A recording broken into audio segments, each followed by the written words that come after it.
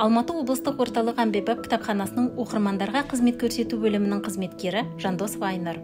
Бұл салада қызмет істеп келе жатқаныма міне 2 жыл. Осы аралықта біраз жұмыстар атқарылды. Атап өтер болсақ, тұрақты оқырмандардан бөлек жаңа оқырмандардың көптеп кітапханамызға келуі, кітап қорының жаңа қызықты кітаптармен толығуы, түрлі шаралардың өтуі, жан-жақты тақырыптағы мақалалардың газет-журналдарға басылып шығарылуы.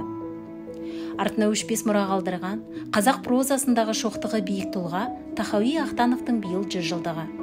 Осы орайда Тахауи Ахтановты көпшілікке таныту мақсатында біздің Алматы облыстық орталық Әмбебап кітапханасында талант, тектілік пен тазалық атты зиялы қауым, студенттер және оқырмандармен танымдық сағат өтіп, қазақы қара сөздің жолбарысы атты кітап көрмесі, видеошоу ұйымдастырылды.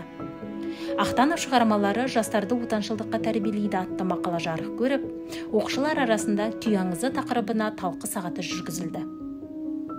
Сонымен қатар, кітапхананың қызметкері Байжұма Дінмұхамед Ахтановтың 100 жылдығы мерейтойына орай Бектұров атындағы Қарағанды облыстық жасөспірімдер кітапханасының ұйымдастыруымен «Сан қырлы талант» атты республикалық интернет байқауының 2-ші дәрежелі дипломға ие болды. Алматы облысына қарасты аудандары да осы күнге дейін Ахтановқа байланысты 53 түрлі іс-шара өткізіліп, 3180 оқырман қамтылды. Одан бөлек, біздің кітапхананың ұйымдастыруымен Тахауи Ахтанов оқулары облыстық онлайн байқауы өтіп, 10 ауданнан 25 оқушы қатысты. 1000-нан тұлпар, 100-ден жүйрігі марапатқа ие болды.